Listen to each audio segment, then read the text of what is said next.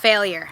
That's what we're talking about. And if you're an entrepreneur, you are incredibly familiar with failure.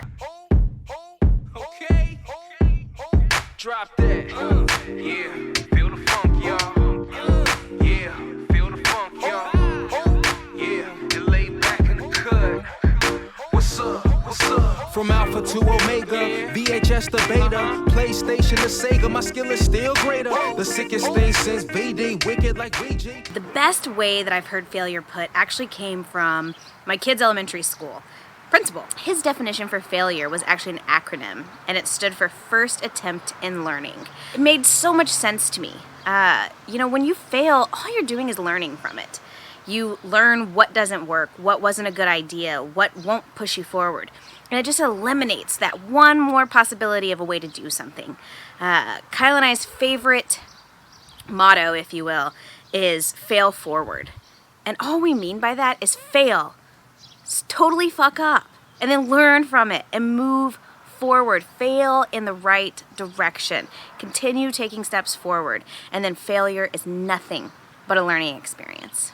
While we know that failure is important to success, it doesn't make it suck any less. So failure feels like, it can feel like the heaviest weight in the world, even though you know it's inevitable. So I wouldn't, my failure is not someone else's failure, and sometimes you can have big failures, sometimes you can have small failures. So, failure feels like, 10,000 pounds of bricks sometimes. And it can be the smallest failure in some ways and still just feel, unsurmountable. It feels like shit. It feels like defeat. But it also feels like success. And I say that because every time you make a mistake, every time you fail at something, no matter what it is, you're learning from it. You are growing because of that failure. So turning that around, using that failure to propel you forward is a success, in my opinion. But it feels like shit in the process. Failure feels bad. Succeeding feels good. That's probably the only way to answer the question of how does failure feel. I don't think anybody likes failing. The smart people that I know have grown from it, and the stubborn or usually unsuccessful people I know don't. Failure isn't fatal. It's not the end of you as an entrepreneur, and oftentimes it's not the end of your business. It's a learning experience. When it comes to figuring out how to be successful, you often have to figure out all the ways to not be successful. Is failure fatal? I sure as shit hope not. Part of being an entrepreneur means that you're taking risks and you're getting outside of your comfort zone and you're doing things that you never thought you would be doing. And so part of that journey is realizing that, yeah, you're probably going to fail at a bunch of stuff because you're trying it for the first time. You get to be pretty experimental, and sometimes that means failure, and you have to accept that, and you have to be able to move on. Is failure fatal? Most times it's not, but I'll be honest, like those really, really successful people, I think they're successful because they laid it all on the line. They burned their bridges behind them. So if you take tremendous risks, then yes, failure could be fatal. But no risk, no reward. Like you have to put your neck out there to see if it's going to be worth it, to see if like what you want to achieve is even possible. Failure is not fatal, at least not all failure. And once you start realizing that failure is inevitable and it's needed to get to the next round, you start looking for opportunities to fail constantly. Is failure fatal? First of all, can you say that 5 times fast? Because I can't. Is failure fatal? It can be, especially if you continue to make the same mistakes over and over. You have to learn from your mistakes and quickly move on to new failures. Now, you can try one thing. If it doesn't work, try something else that doesn't work, and just continue to fail until you succeed. The question is, what is your runway? Do you have enough time, money, resources to make it through all the failures to find the success? The best way to combat failure is to not try to combat failure. It's that simple. Just embrace it.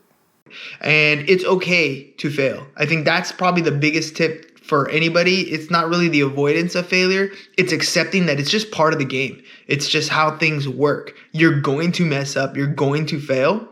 And as long as you can accept that, each failure is going to be easier to handle.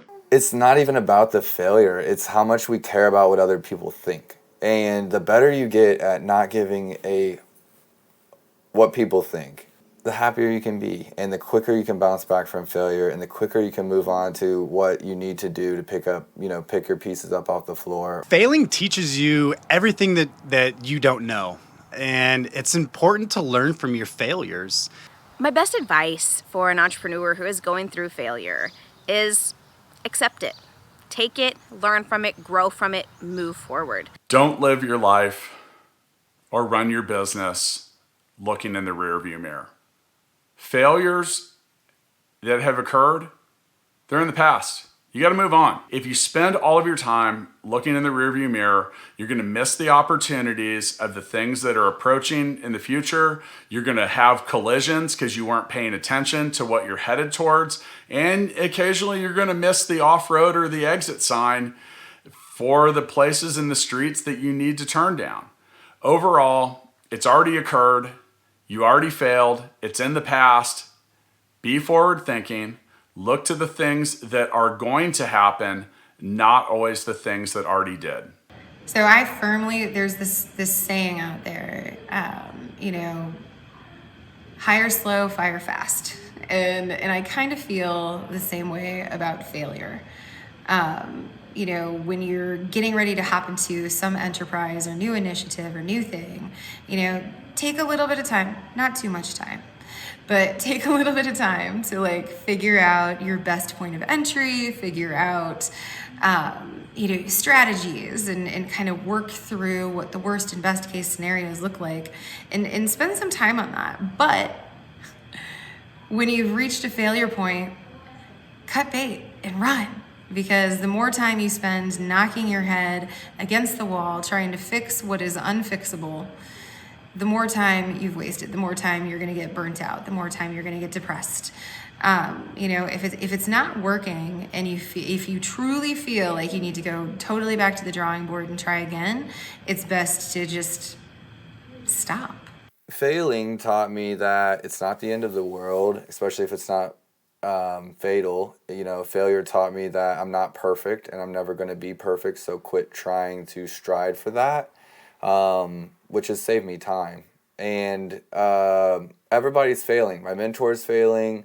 My colleagues, my competitors are failing.